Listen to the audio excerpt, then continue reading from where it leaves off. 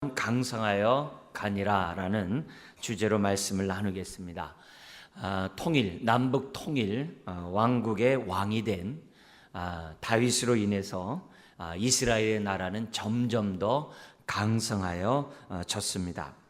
왕이 된 다음에 자신이 통치하는 나라가 점점 강성해졌다는 것은 기쁨이 아닐 수 없죠.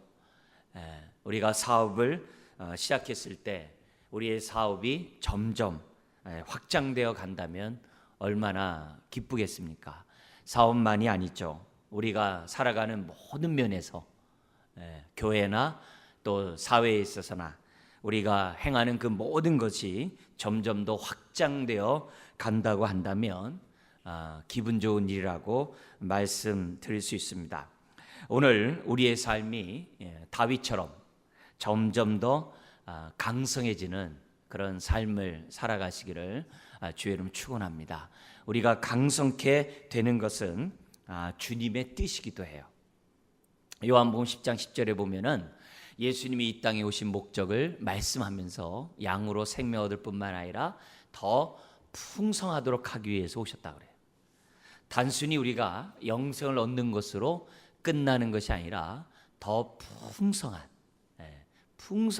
삶을 사는 것이 주님이 이 땅에 오신 목적이라는 거죠. 그러면서 요한복음 10장 11절 10절 그 목적을 얘기한 다음에 11절에 뭐라고 그랬냐면 그래서 내가 너희를 위하여 목숨을 버린다 그래요.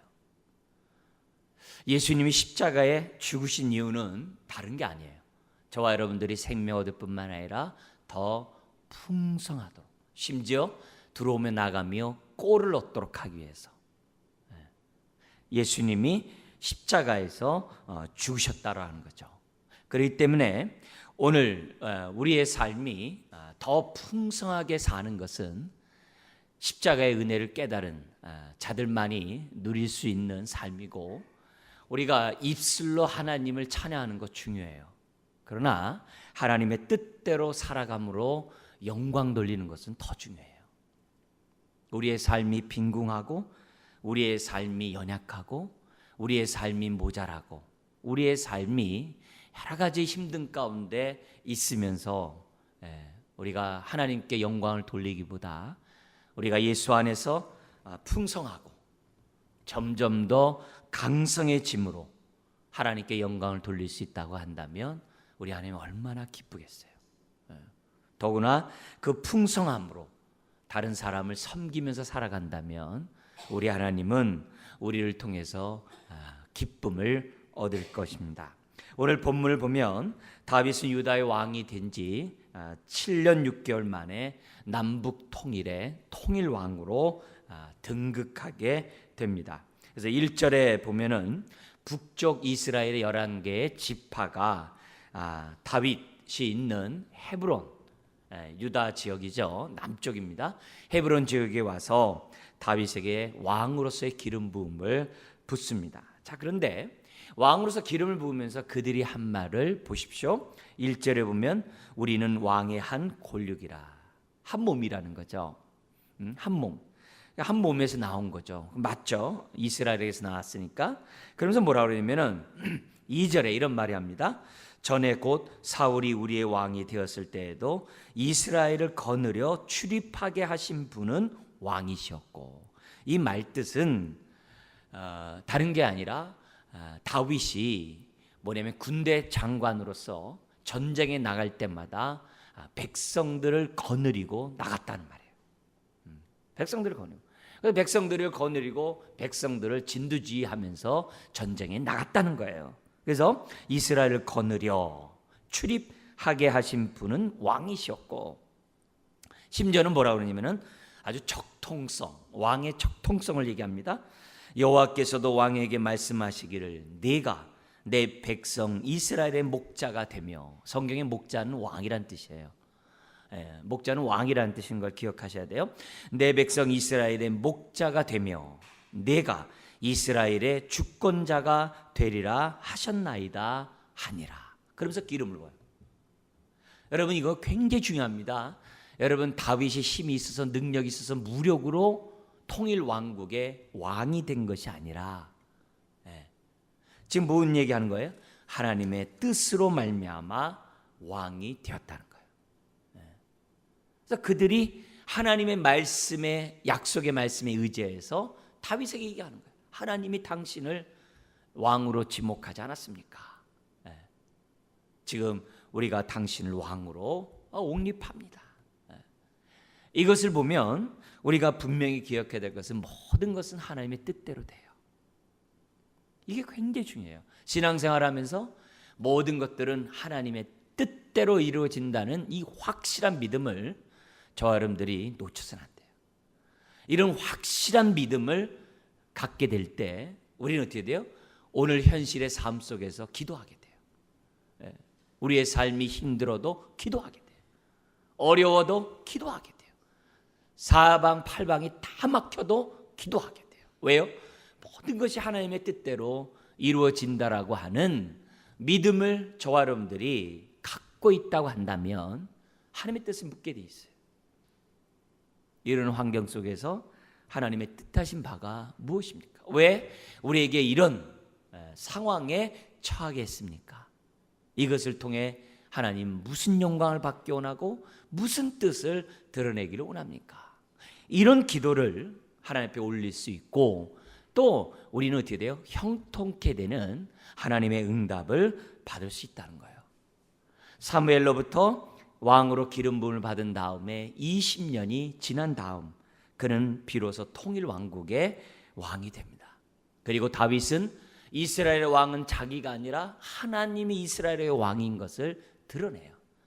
그래서 이스라엘의 다윗의 모습을 보면 하나님이 왕 되신 왕 되심을 모신 자들은 어떤 삶을 사는지 우리는 알 수 있는 거예요.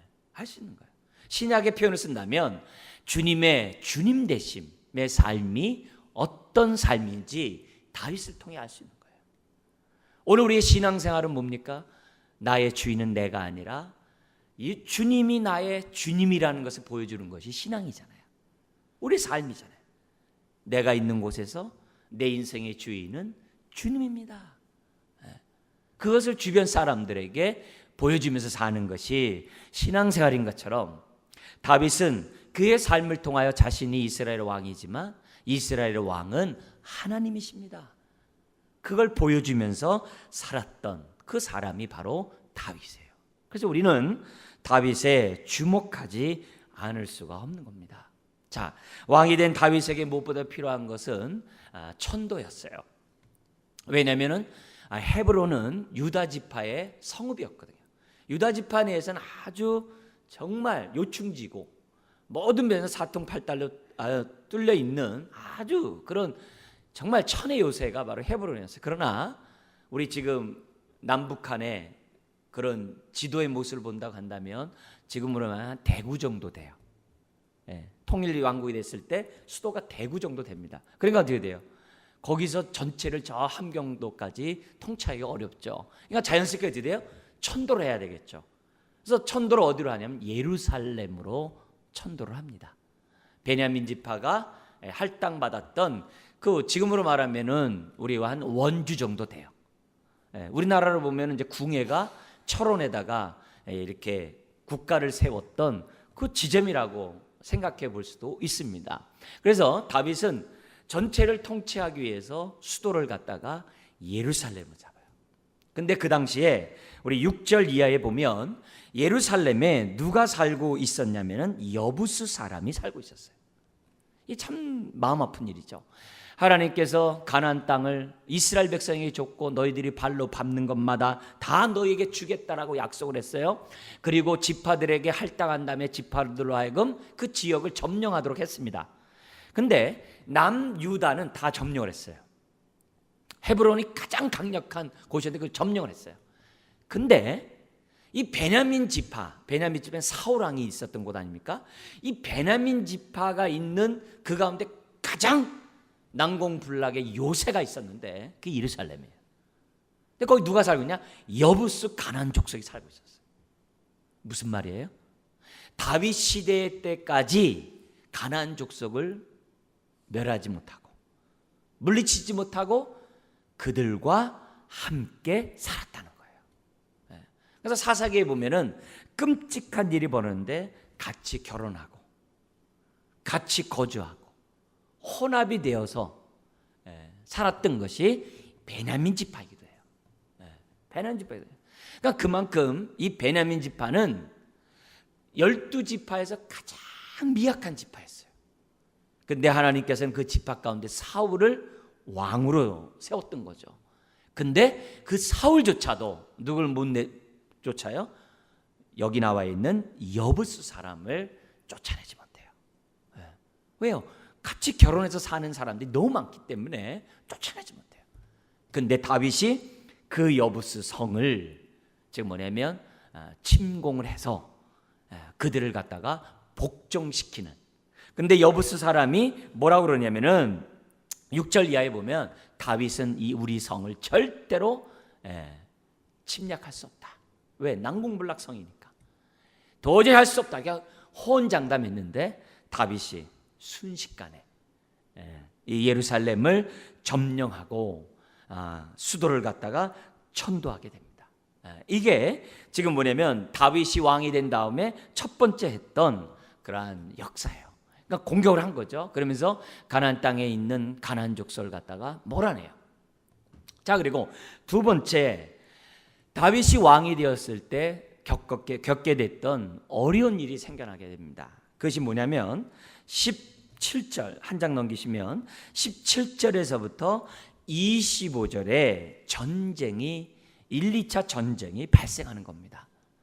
어디로부터 침략을 당하게 되냐면 블레셋 사람들이 다윗을 공격하는 거죠.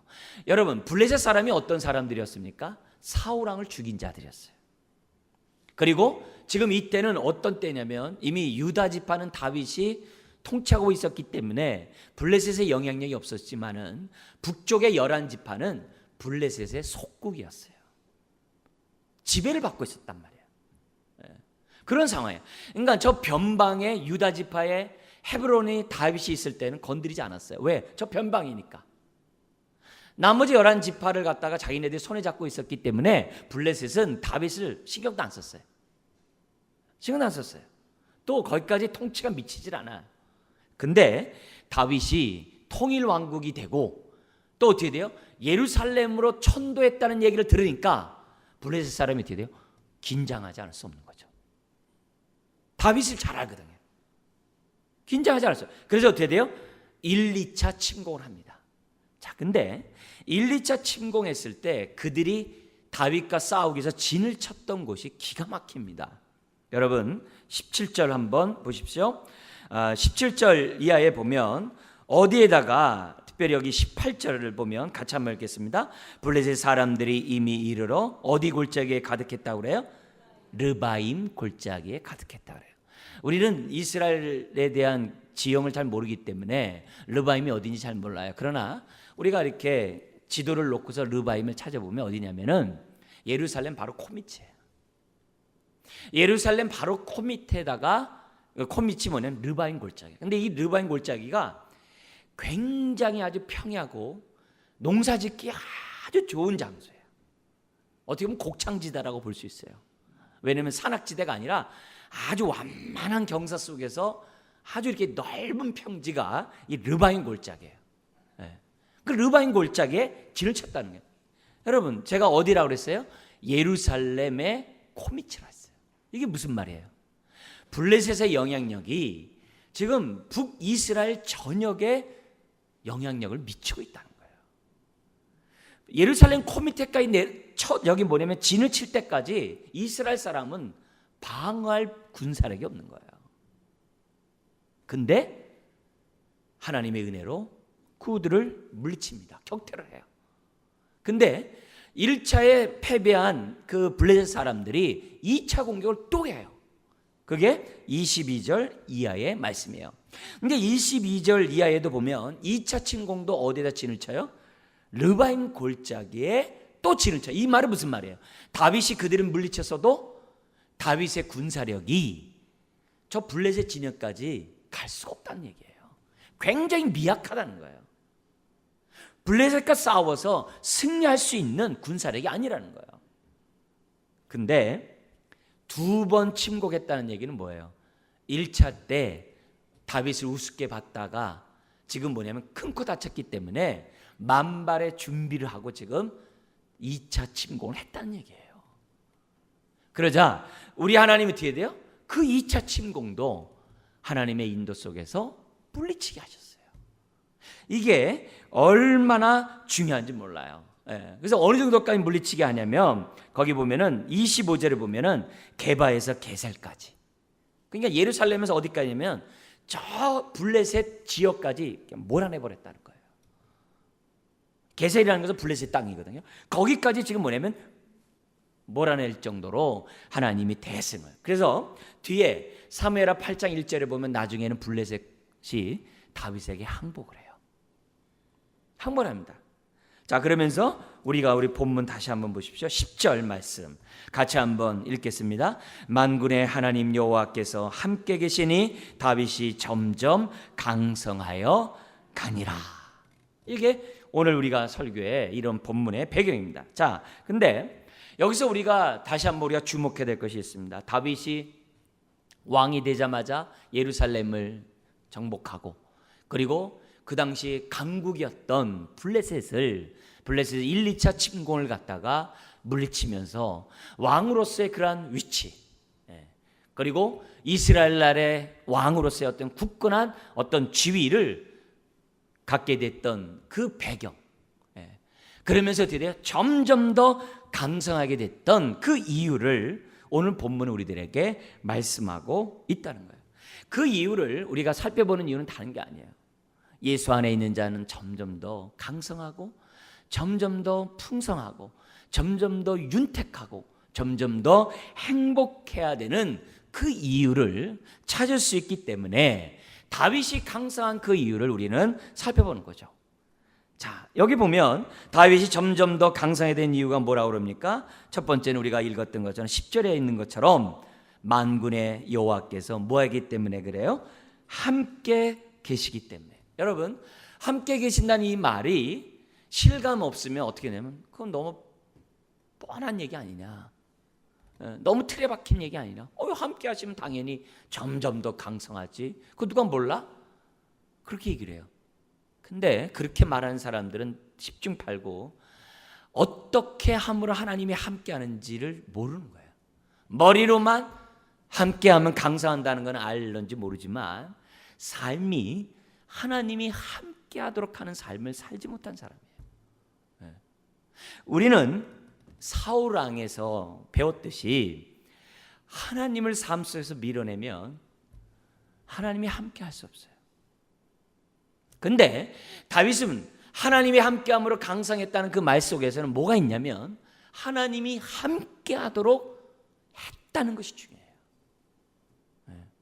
그럴 때 저와 여러분들은 강성해지는 축복이 있는 거죠. 축복이 있는 거죠. 하나님이 나와 함께하는 것을 하지 아니하고 사울왕처럼 하나님을 자꾸 밀어내면서 하나님 나 형통케 해주세요, 응답해 주세요, 내가 복되게 해주세요, 강성하게 해주세요, 확되게 해주세요. 그러면 하나님도 좋을 거 아닙니까? 그렇게 하면 우리 하나님이 중심을 하시는 하나님이 가만두겠어요? 만약에 그런 가운데 만약에 성공하게 해보세요. 완전 타락합니다. 더 하나님을 멀리 떨어질 수밖에 없어요. 그나마 있던 신앙조차 잃어버릴 수밖에 없어요. 그걸 우리 하나님 모르시겠어요? 아시거든요. 그런 의미에서 다윗, 이게 하나님이 함께 하심으로 강성한다는 말이 식상하게 들리지 않도록 해야 돼요. 이 말이 신중하게 정말 우리들에게 마음속에 정말 잘 박힌 못처럼 박혀야만 한다는 거죠. 세상에 많은 사람들이 성공하고 또 자랑을 합니다. 그러나 하나님의 함께 하신 가운데 성공하지 않은 사람은 자기 스스로의 능력이나 자기 어떤 힘에 의해서 성공한 사람들은 그것을 유지하고 지키기 위해서 불안합니다. 그리고 더 큰 성공을 향한 욕심을 갖고 있기 때문에 항상 디모데전서 6장 9절 이하에 있는 것처럼 시험에서 떠나질 않아요. 심지어 그것뿐만 아니라 욕심에서 벗어날 수가 없어요. 성경이 가르쳐준 얘기예요. 심지어는 많은 근심으로 그 사람이 괴로워할 수밖에 없다라고 디모데서 얘기하거든요. 그래서 우리가 돈을 많이 성공하고 세상에 많은 권세를 갖고 있는 사람이라 하더라도 두 다리 쭉 뻗고 편해지 않느냐? 그럴 수 없는 거죠. 왜요? 그들의 결과를 저나 여러분들은 너무나도 잘 알고 있기 때문에 그래요. 그러나 하나님이 함께함으로 강성함을 체험한 사람들, 하나님이 함께함으로 정말 나는 행복하다고 하는 삶을 살아가는 사람들은 마음에 평안이 있어요. 자기가 그것을 유지하려고 안달복달하지 않아요. 왜요? 함께하면 내 삶이 이렇다는 것을 너무 잘 알기 때문에 끊임없이 더욱더 함께하고자 하는 삶을 산다는 거예요. 우리는 첫 번째로 다윗이 강성한 삶을 살게 됐던 이유가 하나님이 함께하는 자였기 때문이라는 것을 우리는 알 수 있어요. 두 번째, 오늘 본문에서 우리가 읽지 않았습니다만 11절과 12절, 특별히 12절을 통해 다윗이 점점 강성해진 이유를 찾을 수가 있어요. 12절 한번 읽어볼까요? 다윗이 여호와께서 자기를 세우사 이스라엘 왕으로 삼으신 것과 그의 백성 이스라엘을 위하여 그 나라를 높이신 것을 뭐 했다고 그래요? 알았더라, 이렇게 돼 있어요. 여러분, 두 번째는 뭐냐면 알았다는 것이 중요해요. 알았다는 것이 중요해요. 자기가 점점 강성해진 이유가 자기의 능력 때문이 아니라 하나님 때문이라는 것을 다윗은 알았다는 거예요. 1, 2차 침공을 물리치고 심지어 우리 11절에 있는 것처럼 저 북쪽에 두로왕이 있었는데 다윗을 위하여 왕궁을 짓도록 물자와 사람을 보내요. 이 얘기는 무슨 말이에요? 다윗이 점점 강성해졌던 그 소식을 이웃 나라들도 알고 있다는 거예요. 저 북쪽에 있는 두로까지도 다윗의 존재를 알고 있다는 거예요. 그러니까 두로왕이 히람이 화치를 맺는 거예요. 그래서 백항목과 사람을 보내가지고 다윗 왕궁을 짓게 해주겠다는 거예요. 일련의 이 모든 것들이 다윗은 어떻다는 거예요? 하나님 때문이라는 것을 알았다는 거예요. 이게 중요해요. 여러분, 모든 것이 하나님의 은혜라고 안다라고 하면은 어떨까요? 교만할까요? 자기 자랑할까요? 아니겠죠. 만약에 자기가 자랑하고 내 능력을 이렇게 됐어 했다라고 한다면 그거는 하나님이 행하셨다는 것을 알지 못한 사람이죠. 나의 모든 것이 하나님의 은혜라고 아는 사람은 그것을 알 때 하나님 앞에 겸손히 엎드리고 더욱더 하나님의 은혜를 구할 수밖에 없는 거죠. 언제나 하나님이 자기와 함께 하도록 겸비한 마음을 가지고 하나님 앞에 엎드린다는 거죠. 그리고 위기를 당할 때마다 하나님을 신뢰하고 하나님의 인도를 구할 수밖에 없다는 것이 바로 뭐예요? 하나님이 행하신 것이 다 뭐예요? 이 모든 것이 하나님이 행하신 것이라고 알았다는 데서부터 시작되는 거예요. 그래서 1, 2차 침공을 받을 때 다윗이 뭐 했겠어요? 모든 것이 하나님이 함께 했다라고 하는 이 확신이 있었기 때문에 뭐 하는 거예요? 기도하는 거죠. 기도하는 거죠. 그래서 19절 한번 보십시오. 19절에 보면 블레셋 1차 침공했을 때 다윗이 불안하고 두려운 상황이지만 자신의 힘으로 자신의 능력으로 이 문제를 해결하려는 것이 아니라 심지어는 외교적인 역량을 발휘해서 우리가 조공을 바칠 테니까 봐달라 그렇게 한 것이 아니라 19절에 자기가 신뢰하는 자기와 함께하는 하나님께 기도를 해요. 뭐라고 기도하는지 보겠습니다. 읽겠습니다. 다윗이 여호와께 여짜오 이르되 내가 블레셋 사람에게로 올라가리까 여호와께서 그들을 내 손에 넘기시겠나이까 하니 여호와께서 다윗에게 말씀하시되 올라가라 내가 반드시 블레셋 사람을 내 손에 넘기리라 하신지라. 넘기시라 하신지라. 다윗이 있는 예루살렘 난공불락이거든요. 그 성을 지키면요 사실 유지는 될 수 있어요. 근데 하나님께 기도하는 거예요. 내가 여기서 지키리까 아니면 내가 공격하리까. 근데 우리 하나님의 답변은 뭐냐면 공격하라는 거예요. 열세의 숫자지만 블레셋보다 훨씬 작은 군사이지만 공격하라는 거예요. 네?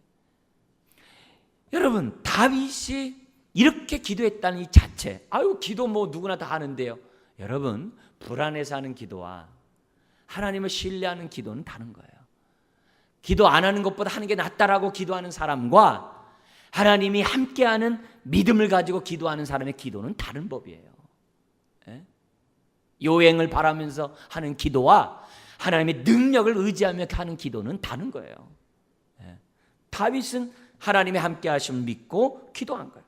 2차 침공 때도 마찬가지예요. 여러분 23절 한번 보십시오. 2차 침공 때 같이 한번 읽어볼까요? 다윗이 여호와께 여쭈니 이르시되 올라가지 말고 그들 뒤로 돌아서 뽕나무 숲을 맞은편에서 그들을 기습하되 24절도요. 뽕나무 꼭대기에서 걸음 걷는 소리가 들리거든 곧 공격하라. 그때 여호와가 너보다 앞서 나아가서 블레셋 군대를 치리라 하신지라. 할렐루야.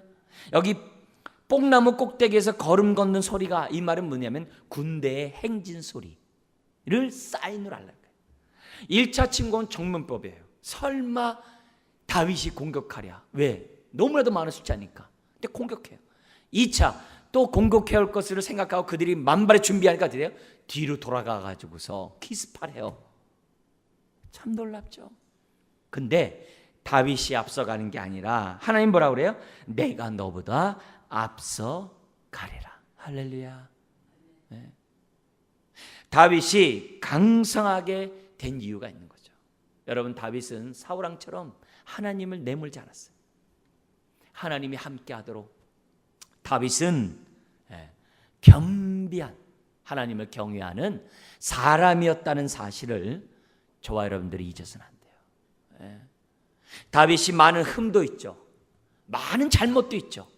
그러나 기본적으로 다윗의 마음은 늘 하나님을 경외하는 마음을 놓지 않았어요. 놓지 않았어요. 그래서 평상시에는 하나님을 경외하는 가운데 주님과 친밀했고, 위기 때가 되면 함께 하신 하나님 앞에 자기가 기도했다는 거죠. 그런데 어떻게 기도해요? 확신을 가지고 응답하시는 하나님을 믿고 기도했다는 것을 우리는 알 수가 있어요. 여기서 우리가 한 번쯤 생각해 볼 수가 있어요. 생각해 볼 것이 있어요. 뭐냐면 하나님이 다윗의 기도에 응답했다는 것. 그리고 다윗은 응답을 듣고, 음성을 듣고 나갔다는 것. 오늘 우리들의 기도와 한번 비교해 볼 필요가 있어요. 오늘 나의 기도가 다윗의 기도와 일치하는지, 만약에 일치하지 않는다면 차이점이 무엇인지 우리는 다윗의 기도의 모습을 통해서 우리는 분별해야 돼요. 우리의 기도가 다윗과 일치하지 않으면 우리가 하나님을 믿는다 할지라도 점점 강성해지는 은혜는 맛보지 못해요. 우리의 기도가 다윗과 같지 않으면 예수 안에서의 풍성함을 누릴 수가 없어요. 그러면 어떻게 돼요? 이름뿐인 그리스도인이겠죠. 교회만 다니는 그리스도인이겠죠. 마음의 위안이나 받는 그리스도인이 되겠죠. 그러나 우리가 다윗의 그 기도를 우리가 본받고 우리가 다윗과 같은 기도를 지금 하고 있다면 우리는 어떻게 돼요? 어제보다 오늘이 풍성할 것이고 오늘보다 내일이 풍성할 것이라는 것을 하나님 우리들에게 말씀하고 있습니다. 자, 그런 가운데 우리는 이 다윗이 이렇게 블레셋과의 그런 전투에 어떻게 보면 열세잖아요. 두려움 가운데 있잖아요. 얼마나 떨리겠어요. 절박하겠어요. 그러나 그런 가운데 다윗이 기도한 내용을 우리가 살펴봤어요. 근데 성경에서는 지금 이게 19절 23절만 간단히 기록해 있지만 다른 곳에 보면 다윗이 전쟁에 임할 때 어떤 믿음을 가지고 어떤 기도를 했는지 우리에게 알게 하는 부분들이 너무 많아요. 많은 부분에 다윗이 위기가 있을 때마다 이렇게 기도했구나. 그리고 그가 한 그 기도는 처음이나 나중 때 변함이 없다는 것을 우리는 발견할 수 있어요. 바로 그것을 저와 여러분들이 이 시간에 발견했으면 좋겠어요. 우리가 무엇보다도 먼저 여러분들에게 상기시키고 싶은 것은 뭐냐면 다윗이 골리앗과의 전투에서 다윗이 한 신앙 고백이에요. 그 신앙 고백은 단순한 신앙 고백이 아니라 다윗의 기도이기도 해요. 여러분들에게 그 사건을 한번 제가 읽어드리면서 말씀을 읽어드리면서 상기시키려고 하는데요. 사무엘상 17장 45절 이하에 있습니다. 다윗이 골리앗 앞에 딱 나갔을 때 한 말입니다. 너는 칼과 창과 단창으로 내게 나오지만 나는 만군의 여호와의 이름으로, 내가 모욕하는 만군의 여호와의 이름으로 내게 나간다. 다윗은 전쟁할 때 칼과 창과 단창, 무기로 나가지 않았어요. 자신이 갖고 있는 능력으로 나가지 않았어요. 다윗은 전쟁할 때 여호와의 이름으로 나갔어요. 여호와의 이름을 위하여 나갔어요. 여호와의 이름을 위해 나갔다는 말이 무슨 말입니까? 거기 보면 46절에 뭐냐면 여호와의 영광을 위하여. 그래서 다윗은 이 전쟁을 통해서 골리앗 당신을 내게 넘겨줌으로 하나님이 우리와 함께 하심을 보여주기를 원한다 했어요. 다윗이 여호와의 이름으로 나갔던 이유는 다른 게 아닙니다. 하나님이 우리와 함께 계심을 보여주려고 여호와의 이름으로 나갔다고 그래요. 그러면서 한 말, 놀라운 말합니다. 전쟁은 무기에 달려있는 것이 아니라 어디에 있다고요? 여기 나온 것처럼 여호와께 속한 것이다. 그 메시지를 전해요. 그게 다윗이 어렸을 때 처음 전쟁에 임했을 때 다윗의 믿음이었어요. 여러분, 바로 이것이 하나님을 자기와 함께하게 하는 기도예요. 자기 삶에 하나님을 묶어두는 기도예요. 그냥 하는 기도가 아니에요. 하나님을 자기와 함께하도록 하게 하는 기도를 다윗은 알았던 거예요. 그리고 거기에 따라서 기도를 했다는 거죠. 자, 근데 다윗이 처음 전쟁했을 때 했던 이 기도가 오늘 우리 본문에도 나왔던 거고요. 나중에 시편 20편과 21편을 보면 나중에 다윗이 왕이 되어서 전쟁에 나갈 때마다 하나님 앞에 올려드렸던 그 기도가 기록되어 있어요. 그걸 다윗이 시편으로 기록해가지고 사람들로 하여금 어떻게 돼요? 찬양하게 했어요. 왜 그래요? 오고 오는 사람들이, 그리고 이스라엘의 만 백성들이 하나님 앞에 나가 전쟁할 때마다 이렇게 기도하도록 가르치기 위해서 다윗이 시편을 만들었어요. 그리고 그런 국가적인 전쟁뿐만이 아니라 삶의 어려움이 있을 때마다 하나님의 응답을 받고 형통함을 경험하도록 하기 위해서 다윗이 시편을 만들었어요. 그래서 시편 20편은 이스라엘의 역사에 있어서 너무나도 중요한 전쟁 시편이에요. 그래서 그들은 위기를 당할 때마다 시편 20편을 가지고 하나님 앞에 기도를 했어요. 그리고 그 결과 21편의 축복을 받게 돼요. 우리 한번 볼까요? 뒤로 넘기시면 시편 20편과 21편입니다.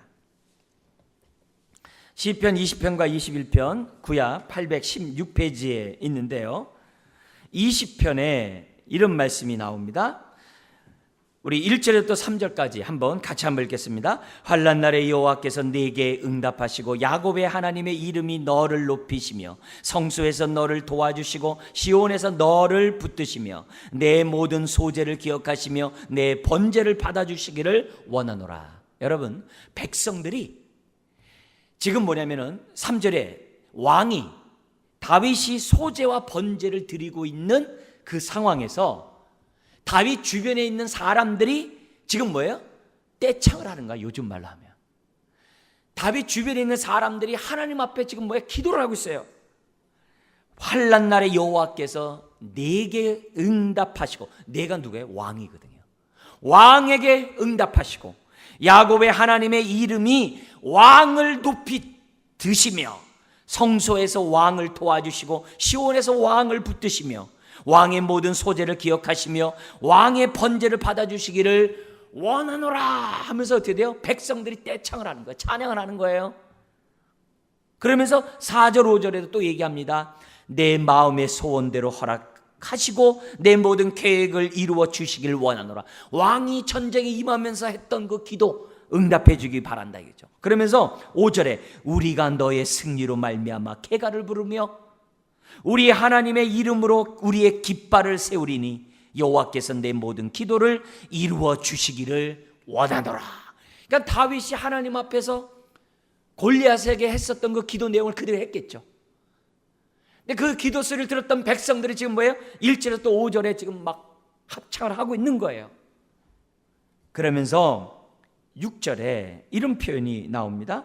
그때 대제사장과 같은 사람이 혼자서 큰 소리로 외칩니다. 6절 같이 읽어볼까요?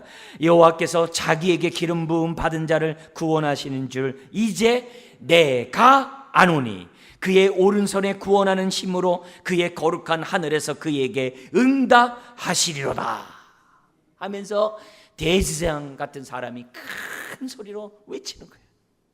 그러면서 그때 또 한 사람이 또 나와서 다시 한번 전쟁이 하나님께 속했다는 것을 외칩니다. 이게 참 놀라운 얘기죠. 그래서 7절 8절을 보십시오. 어떤 사람은 병거, 어떤 사람은 말을 의지하나 우리는 여호와 우리 하나님의 이름을 자랑하리로다. 다윗의 기도가 그대 나온 거예요. 그들은 비틀거리며 엎드러지고 우리는 일어나 바로 서도다 하면서 외치는 거예요. 그러면서 마지막 기도는 9절이에요. 같이 한번 읽겠습니다. 여호와여 왕을 구원하소서 우리가 부를 때 우리에게 응답하소서. 여러분 이게 전쟁시인데요. 다윗이 전쟁에 얼마나 많은 전쟁을 했습니까? 전쟁을 할 때마다 이렇게 예식을 한 거예요.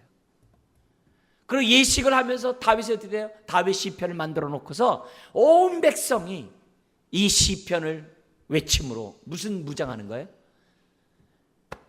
오늘의 믿음을 가지고 하나님을 자기네들에게 묶어놓은 함께하는 기도를 믿음으로 그들은 어떻게 돼요? 하나님 앞에 외치고 전쟁에 나갔던 거예요. 여러분 그렇다면 오늘 우리가 정말 다윗과 같이 점점 강성해지고 우리의 삶의 많은 문제 앞에서 그 문제를 해결하며 우리가 복된 삶을 살아가기 위해서 어떻게 되는가? 다른 게 없다는 거죠. 우리도 시편 20편과 같은 이 말씀을 믿음으로 고백하면서 한 절 한 절 하나님 앞에 저와 여러분들이 뭐예요? 하나님 앞에 기도하는 거죠.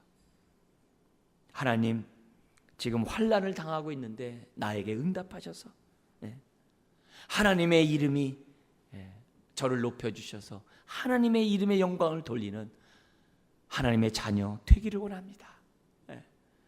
절절히 구구절절히 하나님 오늘 나의 갖고 있는 이 마음의 소원 4절 5절에 있는 것처럼 있습니다. 이 소원을 하나님 도와주십시오. 더구나 6절에 저는 하나님의 자녀의 기름 부음을 받은 하나님의 자녀가 아닙니까? 오늘 내가 의지할 것은 병거와 말이 아닙니다. 세상의 어떤 학력이 아닙니다. 인맥이 아닙니다. 재물이 아닙니다. 능력이 아닙니다. 제가 의지할 분은 하나님 한 분입니다. 오늘 제가 하나님 앞에 기도하오니 구원하소서. 오늘 제가 주의 이름을 부르니 응답하소서. 여러분 그런 간절한 기도를 오늘의 믿음을 가지고 우리가 부르짖을 때 하나님이 우리의 기도를 응답하지 않겠냐 이게. 다윗의 삶이 점점 강성했던 이유는 다른 게 아니에요. 이런 오늘의 믿음의 기도를 다윗이 했기 때문이라는 거예요. 자, 근데 중요한 게 있습니다. 다윗은 오늘 본문에 있는 것처럼 기도할 때마다 하나님 응답하셨어요. 어떤 때는 정면전해라, 어떤 때는 뒤로 돌아가서 해라 말씀하셨어요. 그럼 오늘 신약을 살아가는 저와 여러분들에게 하나님은 어떻게 응답하실까요? 직접 듣지 않으면 우리는 앞으로 나가지 못하고 직접 듣지 않으면 돌아가지 못할까요? 신약을 살아가는 우리들은 어떻게 해야 되나요? 다윗은 물론 대제사장의 에봇을 갖고 있었기 때문에 그 음성을 들었어요. 그럼 우리는 에봇 대신에 뭐가 있어요? 성경 말씀이 있죠. 에봇 대신에 우리에게는 하나님이 성경 말씀을 주셨죠. 그래서 우리는 성경 말씀을 통해 하나님의 음성을 들어요. 자, 근데 하나님의 음성을 듣는 방법이 21장에 21편이죠. 시편 21편에 나와 있어요. 시편 21편은 뭐냐면 20편과 같이 믿음을 가지고 전쟁에 나갔더니 21편 뭐예요? 하나님이 전쟁에 승리하게 했다는 거예요. 그래서 그 승리에 감사하면서 불렀던 찬양이 21편이에요. 근데 그 21편 가운데 기도 응답의 비밀이 세 가지가 있어요. 그걸 오늘 우리가 어떻게 돼요? 하나님의 음성을 듣고 우리가 아멘하고 이런 믿음을 가지고 기도하면 우리는 어떻게 돼요? 응답받은 줄 믿고 우리는 나가는 거예요. 이제 이 세 가지 요인들을 한번 저와 여러분들이 이 시간에 배웠으면 좋겠습니다. 저기 보면 21편에 보면 2절이 있습니다. 거기 보면 21편 2절 우리 한번 같이 읽겠습니다. 그의 마음의 소원을 들어주셨으며 그의 입술의 요구를 거절하지 아니하셨나이다. 이 원칙이 있어요. 여러분 지금 1, 2절 속에서 2절이 중요한 얘기인데 뭐냐면 하나님의 뜻대로 기도하는 자들의 기도는 외면하지 않는다는 거예요. 이게 첫 번째 우리가 깨달아야 될 내용이에요. 그래서 요한일서 5장 14절에서도 하나님의 뜻대로 구하면 무엇이든지 들어준다 그랬어요. 요한복음 15장 포도나무와 가지 비유에서도 말합니다. 내 말이 너희 안에 거하면 무엇이든지 구하라 그랬어요. 뜻대로 구하는 기도는 응답의 확신을 가지셔야 돼요. 여러분 우리가 용서의 확신 어떻게 가져요? 요한일서 1장 9절에 알려주죠. 우리가 막 울고 헝헝헝 울면은 내가 울었기 때문에 용서의 확신이 있어요? 그런 주관적인 신앙 가지면 안 돼요. 그건 따라오는 거예요. 용서의 확신은 하나님이 용서할 때 내가 확신하는 거지 내가 용서 안 받았다 확신하는 게 용서 확신이 아니에요. 구원의 확신은 하나님이 확신할 때 내가 확신하는 거지 내가 확신한다 구원의 확신인 게 아니에요. 용서의 확신은 내가 자백하면 미쁘시고 의로우신 하나님이 용서해 주겠다라고 약속하셨기 때문에 내가 진심으로 자백하면 하나님의 선하신 그 성품을 믿기 때문에 용서의 확신이 있는 거예요.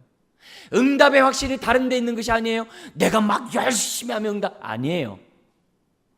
하나님의 뜻대로 말씀을 내 마음에 새겨놓고 기도하면 응답받은 줄 믿고 나가라는 거예요.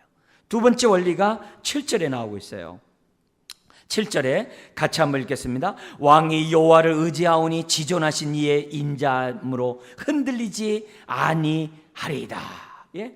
여러분 뭐냐면 왕이 이번에 우리가 기도할 때 하는 방법은 뭐냐면 의지, 정말 하나님을 신뢰하는 마음으로 저와 여러분들이 기도해야 한다는 거예요. 그러면 우리가 여기 보면 여기 뭐예요? 지존하신 이의 인자함이 흔들리지 아니하리다.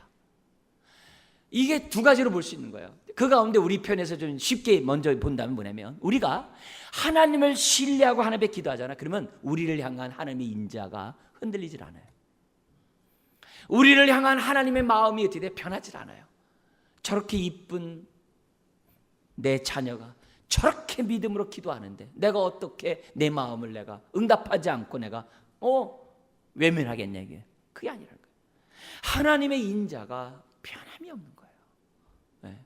응답의 기준이 나에게 있는 것이 아니라 하나님의 인자한 성품에 있다는 거예요. 이걸 우리가 알아야 돼요. 지성이면 감청을 하는 게 기도가 아니라고 그랬어요. 하나님의 인자하심을 확신하는 그 기도를 하나님이 응답하신 거예요. 여러분 하나님의 인자하심과 선하심은 변함이 없는 줄 믿습니다. 그 인자하심이 우리의 삶을 인도하고 계세요. 그 선하심이 우리를 인도하고 있어요. 그것을 의지하는 자 흔들리지 않는 거예요. 여러분의 삶이 막혔다고 하나님의 인자함이 막혀버렸다고 생각하면 안 돼요. 우리의 삶이 막혀도 하나님의 인자는 흔들리지 않아요. 우리를 향한 하나님의 사랑은 변함이 없어요. 그걸 믿고 기도하는 자 응답이 있다는 거예요. 우리 마지막 세 번째가 13절에 있습니다. 같이 한번 읽겠습니다. 여호와여 주의 능력으로 높임을 받으소서. 우리가 주의 권능을 노래하고 찬송하게 하소서. 다윗처럼 주여 나는 다른 거 없습니다. 하나님의 이름이 영광 받으시며 하나님이 나와 함께하는 것을 사람들에게 알게 하고 싶어서 주님 저는 이 시간 기도합니다. 저의 삶에 함께하시고 역사하여 주시옵소서. 그래서 내가 주의 권능을 노래하고 찬송하게 하소서의 삶을 살고 싶습니다. 네?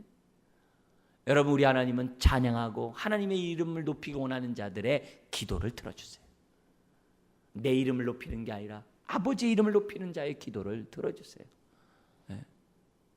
그렇다면 오늘 이것이 우리가 신약에 살아가는 저와 여러분들은 다윗같이 직접 말씀을 듣지 않는다 할지라도 하나님 말씀을 통해서 우리가 듣는 거예요. 이런 오늘의 믿음을 가지고 저와 여러분들이 기도하면, 그리고 그 기도 가운데 우리들이 나아가면 형통케 되는, 강성하게 되는 하나님의 축복이 있는 겁니다. 사랑하는 성도 여러분, 다윗은 오늘 본문에 있는 것처럼 점점 강성하여 갔다 그랬어요.